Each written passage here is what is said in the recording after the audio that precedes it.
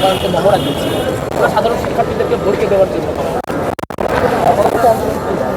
এই মুহূর্তে দেখেন এই কথাটা সম্ভব না। আমি আন্দোলনের মূল সমন্বয়ক, আন্দোলনের যারা সমন্বয়ক আছেন তারা এই মুহূর্তে আছেন, তারা আসলে হতাহতদের অবস্থা দেখে হতাহতদের পরিস্থিতি আমরা কত দ্রুত উল্টো আক্রমণ করতে পারবো বা প্রতিহত করতে পারবো। হতাহতের সংখ্যা কেমন?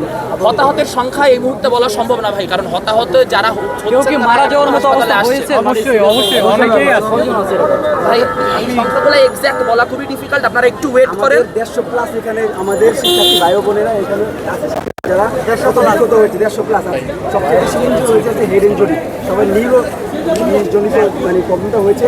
আর আমাদের মেয়ে শিক্ষার্থী বোনেরা অনেকে আহত হয়েছে, এখানে আছে আপনার ভিডিও হয়তো দেখতে এই অবস্থা, কত বিক্ষত অবস্থা। আমরা প্রশাসনিক বলতে গিয়েছিলাম, শুধু এক্সপেক্ট করি একটা জিনিস, সেটা হচ্ছে মানুষকে এত মাথায় এমনভাবে আক্রমণ করা হয়েছে যে ধরেন আমি নিজেও মাথায় আঘাত পাইছি কিন্তু আমার কোনো এক্সরে করে নাই। তার কারণ হচ্ছে করা সম্ভব না এই মুহূর্তে। মানে এত পরিমাণ মানুষের মাথা ফাটছে যে আসলে মানে হাসপাতাল হিমশিম খাচ্ছে। এবার আমাদের পর্যাপ্ত পরিমাণ ডাক্তার নেই এই বর্তমান এখন প্রেক্ষিতে। আমাদের ইমার্জেন্সি ডাক্তারদেরকে আমরা প্রশাসনিক ভবনে গিয়েছিলাম, সেখানে তালা পেয়েছি। আমাদের আসার কথা ছিল, তারা তালা মেরে চলে গেছে। দেখেন হামলা ছাত্রলীগ করতে পারে, সারা দেশে ছাত্রলীগের হামলা তো চলতেছে, কিন্তু আমরা তাও ভরসা রাখতে চাইছিলাম। তারা যখন বলছেন তারা পলিসি করবেন, তারা policy door to door policy discussion করবেন, তো ডোর টু ডোর পলিসি ডিসকাশনের নমুনা আমরা দেখলাম। প্রথম দিকে কোন জায়গায় হামলাটা হয়েছে? প্রথম দিকে সর্বপ্রথম কোন জায়গায় হামলাটা হয়েছে? হামলাটা শুরু হয়েছিল সামনে মিছিল যেটা আসছিল রাখা দরকার। প্রথম বিজয় 71 হলের দিকে আমরা মিছিল নিয়ে গিয়েছিলাম। সেই মিছিলে ছাত্রদের একদম শান্তিপূর্ণ অবস্থানের উপর প্রথমে ছাত্রলীগ আক্রমণ করে। ছাত্রলীগ আক্রমণ করার পরে ছাত্ররা প্রতিহতও করে, তারাও উল্টো ইট পাটকেল ছুড়ে ছাত্রলীগ।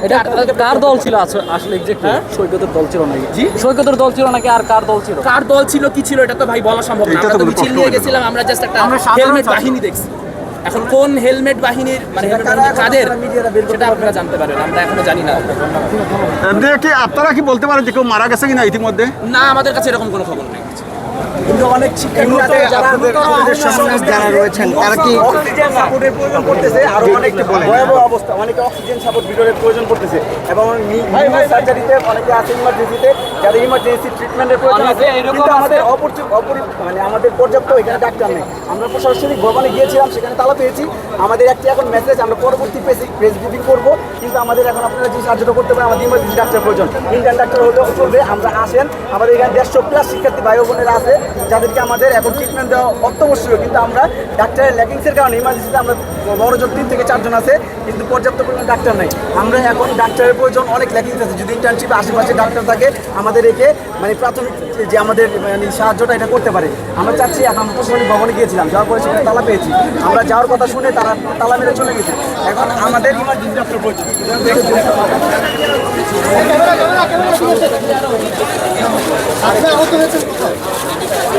আচ্ছা আচ্ছা, আহত আপনার হামলার বিষয়ে একটু বিস্তারিত বলেন।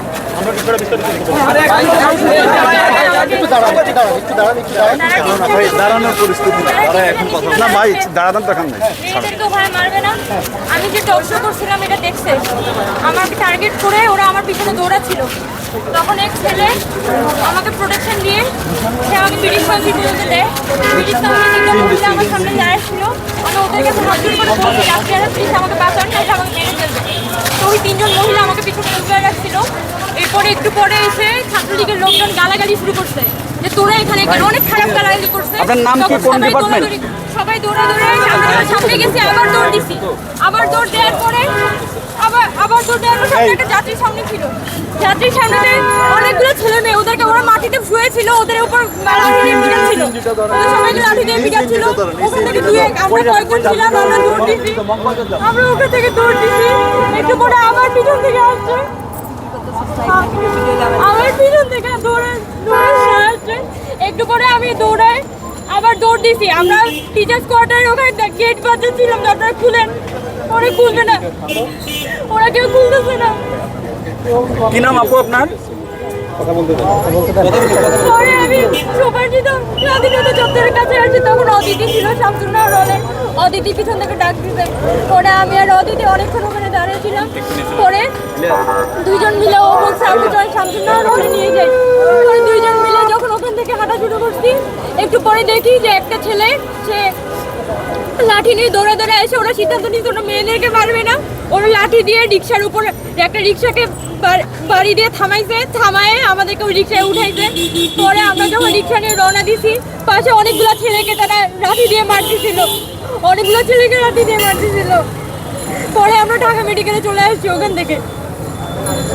ওরা ইচ্ছে করে আমি ব্রিটিশ কাউন্সিলে ওখানে লাঠি দিয়ে আমাকে চারপাশ থেকে ঘিরে রাখছে। যারা ছাত্রলীগ আমি হাত জোর করে বলতে পারি ওরা চাইলে দেন আমি মরে যাবো।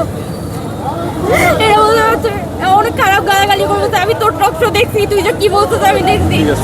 আপন নামটা ওরা কারা হামলা করেছে আপনাদের উপর? ভাইয়া লেন্দি করে আমি তো দেখছি ছোট ছোট বাচ্চা 5 বছরের বাচ্চা খুব খারাপ করে গালি দিয়ে বলছে এই ওরা তো পালাই যাচ্ছে। তখন পিছন থেকে কতবার ছাত্রলীগের ছেলে বলতেছে যে এই তোরা পালাইতে দিছিস কেন এভাবে করে বলতেছিল। পরে এক টোকাইকে আমাদের সামনে ধরছে, একটা ছেলেকে ধরে বলছে ও চিন্তাই করছিল, আমাদের সামনে কতগুলো ছেলে ধরে বলছে তুই কোথা থেকে আসছিস, ও বলতেছে ভাই আমি এখান থেকে, নানান কিছু বলতেছে। আমরা তো এগুলো দেখছি, ওর ছোট ছোট বাচ্চা আমাদের উপর আর আমরা অন্য জায়গায় খাওয়া পারলে হ্যাঁ আমরা আরেকজনকে আটকে দেখছি যে তুমি প্রাথমিক চিকিৎসা